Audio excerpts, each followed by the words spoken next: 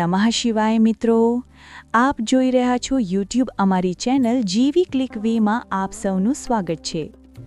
મિત્રો, આપ સૌને મોહિની એકાદશીની હાર્દિક શુભકામનાઓ। ભગવાન શ્રી લક્ષ્મીનારાયણની કૃપા સદાય તમારા અને તમારા સમગ્ર પરિવાર ઉપર બની રહે।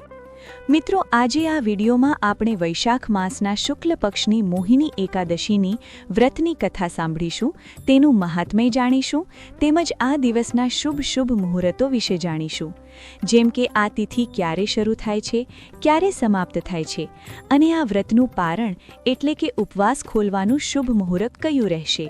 તેથી અમારી સાથે લાસ્ટ સુધી જોડાયેલા રહેજો। આ વિડીયોને એન્ડ સુધી જરૂર સાંભળજો મિત્રો, અને જો આ વિડીયો પસંદ આવે તો વિડીયોને એક લાઇક કરીને કમેન્ટમાં જય શ્રી કૃષ્ણ લખી લેજો, જેથી ભગવાન વિષ્ણુના આશીર્વાદ પણ તમને પ્રાપ્ત થઈ જાય। તો સૌથી પહેલાં આપણે જાણી લઈએ કે આ તિથિ ક્યારે શરૂ થાય, ક્યારે સમાપ્ત થાય છે, અને આ દિવસના શુભ મુહૂર્તો કયા રહેશે, અને વ્રત ખોલવાનું શુભ મુહૂર્ત કયું રહેશે। તો જુઓ, વૈશાખ શુક્લ પક્ષની એકાદશી તિથિ આ વખતે 26 એપ્રિલ રવિવારની સાંજે 6 વાગીને શરૂ થઈ રહી છે, અને 27 એપ્રિલ સોમવારના સાંજે 6:16 સુધી એકાદશી તિથિ રહેશે। ત્યારબાદ દ્વાદશી તિથિ શરૂ થશે। આવા સમયમાં ઉદ્યા તિથિ અનુસાર આ વખતે 27 એપ્રિલ સોમવારના દિવસે જ મોહિની એકાદશી છે। એકાદશીનું વ્રત સોમવારે જ રહેશે। એક દિવસ પહેલાં દશમી તિથિના નિયમોનું પાલન કરવામાં આવશે, પરંતુ દશમી તિથિ રવિવારે આવતી હોવાના કારણે રવિવારે તુલસીજીમાં જળ અર્પણ કરવામાં આવતું નથી, અને તુલસીના પાન તોડવામાં આવતા નથી। તેથી તમે શનિવારે જ તુલસીના પાન તોડી રાખી શકો છો। સોમવારના દિવસે બ્રહ્મ મુહૂર્ત સવારે 4:23 થી 5 વાગ્યા સુધી રહેશે। આ દિવસે સૂર્યોદય થશે સવારે 6 વાગે, અને સૂર્યાસ્ત થશે સાંજે 6:48। પ્રાતઃકાળની પૂજા માટે શુભ મુહૂર્ત છે સવારે 4:40 થી 5:44 વચ્ચે। સાંજની પૂજા સાંજે 6:53 થી 8 વાગ્યાની વચ્ચે કરી શકાય છે, અને એકાદશી વ્રત ખોલવાનું શુભ મુહૂર્ત રહેશે 28 એપ્રિલ મંગળવારે સવારે 5:55 થી 8:21 સુધી। 27 એપ્રિલ સોમવારે જે દિવસે મોહિની એકાદશીનું વ્રત રહેશે તે દિવસે ભદ્રાકાળ સવારે 6:07 થી લઈને સાંજે 6:15 સુધી રહેશે। ભદ્રાનો વાસ આ વખતે મૃત્યુલોકમાં રહેશે, જેના કારણે જ્યાં સુધી ભદ્રાકાળ રહેશે ત્યાં સુધી કોઈ પણ શુભ કામ કરવામાં આવે નહીં, કારણ કે ભદ્રા તમામ શુભ કાર્યોમાં વિઘ્નો પાડનાર માનવામાં આવે છે। આ સમયને સૌથી અશુભ સમય માનવામાં આવે છે। એકાદશીનું પાલન કરનાર ભક્તોએ દશમી તિથિથી જ નિયમોનું પાલન શરૂ કરી દેવું જોઈએ। દશમી તિથિના દિવસે સાંજે સૂર્ય અસ્ત પછી અન્ન ગ્રહણ કરવું નહીં। દશમી તિથિના દિવસે સાત્વિક ભોજન ગ્રહણ કરીને પછી એકાદશીના દિવસે સંકલ્પ લઈને વ્રત શરૂ કરવું જોઈએ। વ્રતમાં ભગવાન વિષ્ણુનું પૂજન સફેદ તલ, પુષ્પ, ચંદન, ધૂપ, દીપ વગેરે વડે કરીને પછી તુલસીના પાન રાખીને ભગવાનને ફળોનો ભોગ લગાવવો જોઈએ, અને કથાનું શ્રવણ, મંત્રનો જપ કરવો જોઈએ। પછી દિવસભર વ્રત રાખીને સાંજના સમયે ભગવાનની પૂજા કરીને ભગવાનને ફરીથી ફળોનો ભોગ લગાવીને બીજા દિવસે વ્રતનું પારણ અન્ન ગ્રહણ કરીને કરવો જોઈએ। તો મિત્રો, આપણે મોહિની એકાદશીના શુભ મુહૂર્તો વિશે જાણી લીધું। હવે આપણે આ વ્રતની કથા સાંભળીશું, તેનું મહાત્મ્ય જાણીશું। મિત્રો, કથા શરૂ કરતા પહેલાં તમે ચાહો છો કે ભગવાન વિષ્ણુના આશીર્વાદ હંમેશા તમારા ઉપર, તમારા સંતાનો ઉપર બન્યા રહે, અને તમારી બધી જ મનોકામનાઓ ભગવાન પૂર્ણ કરે? તો આ વિડીયોને એક લાઇક કરીને કોમેન્ટમાં જય શ્રી હરિ વિષ્ણુ લખી લેજો। તો ચાલો આજની સુંદર પૌરાણિક કથાનું શ્રવણ કરીએ। ધર્મરાજ યુધિષ્ઠિરે કહ્યું કે હે ભગવાન, હું તમને નમસ્કાર કરું છું। હે ભગવાન, તમે વૈશાખ માસના કૃષ્ણ પક્ષની એકાદશી એટલે કે વરુથીની એકાદશી વિશે વિગતવાર જણાવ્યું। હવે તમે કૃપા કરીને વૈશાખ શુક્લ એકાદશીનું નામ શું છે તથા તેની કથા શું છે, આ વ્રતની શું વિધિ હોય છે, આ બધું વિગતવાર જણાવો। ભગવાન શ્રી કૃષ્ણ કહેવા લાગ્યા કે હે ધર્મરાજ, વૈશાખ માસના શુક્લ પક્ષની એકાદશીને મોહિની એકાદશીના નામે ઓળખવામાં આવે છે। હું તમને એક કથા કહું છું જે મહર્ષિ વશિષ્ઠે શ્રી રામચંદ્રજીને કહી હતી. હે રાજન, તમે તે કથાને ધ્યાનપૂર્વક સાંભળજો. એક વખત ભગવાન શ્રી રામ બોલ્યા કે હે ગુરુદેવ, કોઈ એવું વ્રત જણાવો જેના દ્વારા બધા પાપ અને દુઃખોનો નાશ થઈ જાય. મેં સીતાજીના વિયોગમાં ઘણું દુઃખ ભોગવ્યું છે. મહર્ષિ વશિષ્ઠ બોલ્યા કે હે રામ, તમે ખૂબ સુંદર પ્રશ્ન કર્યો છે. તમારી બુદ્ધિ ખૂબ શુદ્ધ અને પવિત્ર છે. યદાપિ તમારું નામ સ્મરણ કરવાથી મનુષ્ય પવિત્ર અને શુદ્ધ થઈ જાય છે, છતાં લોકહિત માટે આ પ્રશ્ન સારો છે. વૈશાખ માસમાં જે એકાદશી આવે છે તેનું નામ મોહિની એકાદશી છે. આ એકાદશીનું વ્રત કરવાથી મનુષ્ય બધા પાપ અને દુઃખોથી મુક્ત થઈને મોહના જાળમાંથી છૂટી જાય છે. હું ત્યાંથી કથા કહું છું, તેને ધ્યાનથી સાંભળો. એક સમયની વાત છે. સરસ્વતી નદીના કિનારે ભદ્રાવતી નામનું એક નગર હતું, જ્યાં દિતિમાન નામનો ચંદ્રવંશી રાજા રાજ કરતો હતો, અને ત્યાં ધન ધાન્યથી સમૃદ્ધ અને પુણ્યવાન ધનપાલ નામનો વૈશ્ય પણ રહેતો હતો. તે ખૂબ ધાર્મિક અને વિષ્ણુ ભક્ત હતો. તેણે શહેરમાં ઘણા ભોજનાલયો, કૂવાઓ, તળાવો, ધર્મશાળાઓ વગેરે બનાવડાવ્યા હતા. રસ્તા ઉપર ઘણા વૃક્ષો પણ લગાવ્યા હતા. તેના 5 પુત્રો હતા: સુમના, સદબુદ્ધિ, મેધાવી, સકૃતિ અને દુષ્ટબુદ્ધિ. આ તેના 5 પુત્રોના નામ હતા. તેમાંનો 5મો પુત્ર દુષ્ટબુદ્ધિ મહાપાપી હતો. તે પિતૃઓ વગેરેને માનતો ન હતો. તે વેશ્યા અને દુરાચારી લોકોની સંગતમાં રહીને જુગાર રમતો હતો અને પરસ્ત્રી સાથે ભોગવિલાસ કરતો તથા દારૂ માંસનું સેવન પણ કરતો હતો.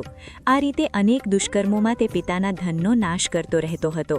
આ કારણોથી પીડાઈને પિતાએ તેને ઘરેથી કાઢી મૂક્યો હતો, અને ઘર બહાર નીકળ્યા પછી તે પોતાના દાગીના અને કપડાં વેચીને પોતાનું ગુજરાન ચલાવવા લાગ્યો. જ્યારે બધું નષ્ટ થઈ ગયું ત્યારે વેશ્યા અને દુરાચારી સાથીઓએ તેનો સાથ છોડી દીધો. હવે તે ભૂખ અને તરસથી ખૂબ દુઃખી રહેવા લાગ્યો. કોઈ સહારો ન મળતા તેણે ચોરી કરવાનું પણ શીખી લીધું. એક વખત તે પકડાયો તો વેશ્યાનો પુત્ર જાણીને ચેતવણી આપી છોડવામાં આવ્યો, પણ બીજી વખત ફરી પકડાઈ ગયો, અને રાજાની આજ્ઞાથી આ વખતે તેને કેદખાનામાં નાખવામાં આવ્યો. કેદખાનામાં તેને ખૂબ દુઃખ આપવામાં આવ્યું, અને પછી રાજાએ તેને નગર છોડીને જવા માટે કહ્યું. તે નગર છોડીને જંગલમાં ગયો, અને ત્યાં જંગલી પ્રાણીઓ અને પક્ષીઓને મારીને ખાવા લાગ્યો. થોડા સમય પછી તે શિકારી બની ગયો, અને ધનુષ બાણ મહીને પ્રાણીઓ અને પક્ષીઓને મારીને ખાવા લાગ્યો.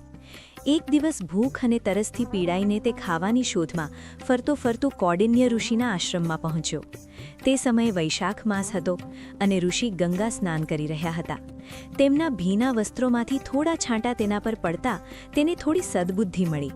તે કૌંડિન્ય મુનિને હાથ જોડીને પૂછવા લાગ્યો કે હે મુનિ, મેં જીવનમાં બહુ પાપ કર્યા છે.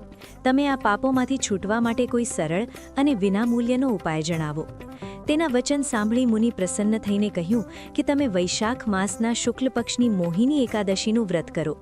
આથી અનેક જન્મોના મેરુ પર્વત જેવા બધા મહાપાપ પણ નષ્ટ થઈ જાય છે. મુનિના વચન સાંભળી તે બહુ પ્રસન્ન થયો, અને તેમણે બતાવેલી વિધિ મુજબ વ્રત કર્યું. હે રામ, આ વ્રતના પ્રભાવથી તેના બધા પાપ નષ્ટ થઈ ગયા, અને અંતે તે ગરુડ પર બેસીને વિષ્ણુ લોકમાં ગયો. આ વ્રત ધારણ કરવાથી મોહ વગેરે બધું નષ્ટ થઈ જાય છે. દુનિયામાં આ વ્રત કરતાં શ્રેષ્ઠ કોઈ વ્રત નથી. તેના મહાત્મ્યને વાંચવાથી અથવા સાંભળવાથી 1000 ગાયોના દાન જેટલું ફળ મળે છે. પૌરાણિક કથા મુજબ એક સમયે ભગવાન વિષ્ણુ, દેવતાઓ અને અસુરો વચ્ચે સમુદ્ર મંથન ચાલી રહ્યું હતું. મંથનમાંથી અમૃત નીકળ્યા પછી દેવતાઓ અને અસુરોમાં અમૃતને લઈને વિવાદ થયો. દેવતાઓને ભય હતો કે જો અસુરોને અમૃત મળી જશે તો તેઓ અમર બની જશે અને દેવતાઓ પર વિજય મેળવી લેશે, અને તેથી દેવતાઓ અસુરને અમૃત આપવા માંગતા ન હતા. હવે આ સમસ્યા લઈને દેવતાઓ ભગવાન વિષ્ણુ પાસે ગયા અને તેમની સ્તુતિ કરી. ત્યારે ભગવાન વિષ્ણુએ મોહિની રૂપ ધારણ કર્યું. ત્યારે સમુદ્ર મંથનમાંથી નીકળેલું અમૃત દૈત્ય એકબીજાના હાથમાંથી છીનવી રહ્યા હતા. તે દરમિયાન એક સુંદર સ્ત્રી તેમના વચ્ચે આવી. બધાએ સુંદર સ્ત્રીના સૌંદર્યને જોઈને તરત મોહિત થઈ ગયા. તેઓ બધા પોતાનો ઝઘડું ભૂલીને તે સુંદર સ્ત્રી તરફ દોડ્યા. દૈત્યોએ દેવીને પૂછ્યું કે તમે કોણ છો? ક્યાંથી આવ્યા છો સુંદરી? તમે શું કરવા માંગો છો? દેવીને જોઈને દૈત્યમાં હલચલ મચી ગઈ. દૈત્ય કહેવા લાગ્યા કે આજ સુધી દેવતા, દૈત્ય, સિદ્ધિ, ગંધર્વ, ચારણ અને લોકપાલોએ તમને સ્પર્શ પણ નહીં કરી હોય. ચોક્કસ વિધાતાએ તમને તમામ ઇન્દ્રિયો અને મનને તૃપ્ત કરવા માટે જ મોકલ્યા હશે. હે સુંદરી, તમે અમારો ઝઘડો સમાપ્ત કરો. તમે ન્યાય મુજબ નિષ્પક્ષ રીતે આ અમૃત વહેંચો, જેથી અમારામાં વધુ ઝઘડો ના થાય. હવે વાસ્તવમાં શ્રી હરિ વિષ્ણુ યોગમાયા શક્તિ સાથે મોહિની અવતાર ધારણ કરીને દૈત્યો પાસે ગયા હતા, પરંતુ અસુરોને આ વાતની ખબર જ નહીં પડી. યોગમાયા શક્તિના પ્રભાવથી ત્રણેય લોકમાં એવો કોઈ નથી જેને વશમાં ન કરી શકાય. આ જ યોગમાયા શક્તિ આદિશક્તિ છે. દૈત્યોની પ્રાર્થના પર ત્રણેય લોકોને મોહિત કરવાની શક્તિ ધરાવતી મોહિની દેવીએ દૈત્યોને હસીને કહ્યું કે હું તો માયા છું અને તમે મહર્ષિ કશ્યપની સંતાન છો. મને ન્યાયનો ભાર કેમ આપો છો? બુદ્ધિશાળી માણસે સ્વચ્છંદ ચાહતી સ્ત્રીઓ પર ક્યારેય વિશ્વાસ ન કરવો જોઈએ, પરંતુ મોહિની દેવીની પરિહાસ ભરેલી વાણીએ દૈત્યોને વધુ આશ્વસ્ત કરી દીધા અને તેમને અમૃતથી ભરેલો કળશ તેમના હાથમાં આપી દીધો. મોહિની દેવીએ અમૃતનો કળશ પોતાના હાથમાં લઈને દીતુને કહ્યું કે હું જે કંઈ પણ કરું, ભલે તે યોગ્ય હોય કે અયોગ્ય, જો તમને સ્વીકાર હોય તો હું અમૃત વેચી શકું. તેમની મોહભરી મીઠી વાતો સાંભળીને બધા દૈત્ય મોહિની દેવીના પ્રસ્તાવ પર સંમત થઈ ગયા. મોહિની દેવીએ બીજા દિવસે અમૃતપાન કરવાની સલાહ આપી. મોહિની દેવીના આદેશ અનુસાર બીજા દિવસે બધા દૈત્ય સ્નાન કરીને અમૃતપાન કરવા માટે પંક્તિમાં બેઠા. દેવતાઓ પણ ત્યાં આવીને બેઠા. મોહિની દેવી અમૃતનો કળશ હાથમાં લઈને આવી અને તેમણે ખૂબ સુંદર વસ્ત્ર પહેરેલી, કમરમાં કરધને ધારણ કરેલી એક સુંદર સ્ત્રીને ક્રીડા કરતા જોઈ. તે દેવીએ લજ્જા ભાવે સ્મિત કરીને તિરછી નજરથી શિવજી તરફ જોયું. બસ પછી શું? કામદેવને ભસ્મ કરનાર ભગવાન શંકરનું મન તેમના હાથમાંથી નીકળી ગયું. તેઓ મોહિની દેવીને નિહાળવા લાગ્યા. તેમની ચિતવનના લસમાં ડૂબીને શિવજી એટલા ભાવ વિભોર થઈ ગયા કે તેમને પોતાના વિશે પણ ભાન ન રહ્યું. જ્યાં જ્યાં ભગવાન શંકરની નજર મોહિની દેવી પર પડતી, ત્યાં જ અટકી જતી અને તેમનું મન ત્યાં જ રમી જતું હતું. તેઓ મોહિની દેવી તરફ અત્યંત આકર્ષિત થઈ ગયા હતા. તેમને મોહિની પણ પોતાના પ્રત્યે આસક્ત લાગતી હતી. તેમના હાવભાવથી શિવજીનું વિવેક શૂન્ય થઈ ગયું અને તેઓ કામાતુર બની ગયા હતા. પોતાના વહેરી કામદેવથી જાણે પરાજિત થઈ મહાદેવજી વિષ્ણુના માયામય મોહિની સ્વરૂપને જાણતા હોવા છતાં પાછળ પાછળ દોડવા લાગ્યા. પાર્વતીજીનો વિચાર છોડીને શંકર મોહિનીના પાછળ લાગી ગયા. તેમણે ઉન્મત્ત થઈ મોહિનીના વાળ પકડી લીધા, પરંતુ મોહિની પોતાના વાળ છોડાવી ફરીથી ત્યાંથી ચાલી ગઈ. હવે શંકર ફરી તેના પાછળ દોડવા લાગ્યા. ત્યારબાદ આ માયા છે એવું જાણીને ભગવાન શંકર પોતાના સ્વરૂપના સ્થિત થયા. શાસ્ત્રમાં ભગવાન વિષ્ણુના આ મોહિની અવતારમાં મોહિની સ્વરૂપ વિશે એવું કહેવામાં આવે છે કે આવી સ્ત્રી ના તો પહેલાં ક્યારે થઈ હતી અને ન તો આગળ ક્યારે થશે, જે સ્વરૂપ ભગવાન વિષ્ણુએ ધારણ કર્યું હતું. ભગવાન વિષ્ણુએ જે દિવસે મોહિની અવતાર ધારણ કર્યો હતો તે દિવસ વૈશાખ માસના શુક્લ પક્ષની એકાદશી તિથિનો હતો અને તેથી આ એકાદશી પર ભગવાન વિષ્ણુના મોહિની અવતારની પૂજા કરવામાં આવે છે. મોહિની સ્વરૂપ ભગવાન વિષ્ણુની શક્તિ અને બુદ્ધિનું પ્રતીક છે. આ સ્વરૂપ ભગવાન વિષ્ણુની વિવિધ લીલાઓ દર્શાવે છે, જે સંસારની રક્ષા કરે છે. મોહિની સ્વરૂપ સ્ત્રી શક્તિનું પણ પ્રતીક છે. મોહિની એકાદશીના દિવસે ભગવાન વિષ્ણુના મોહિની સ્વરૂપની પૂજા કરવાથી તમામ પ્રકારના પાપોનો નાશ થાય છે. ભગવાન વિષ્ણુની અપાર કૃપા મળે છે અને આ એકાદશીના ઉપવાસથી મોહના બંધન સમાપ્ત થાય છે. શાસ્ત્રો અનુસાર જે વ્યક્તિ વિધિ વિધાનથી ભગવાન વિષ્ણુની સાધના કરતા મોહિની એકાદશીનું વ્રત અને રાત્રે જાગરણ કરે છે, તેવા મનુષ્યને વર્ષોની તપસ્યાના સમાન પુણ્યફળ મળે છે. તો મિત્રો, આજનો વિડીયો અહીંયા સમાપ્ત થયો.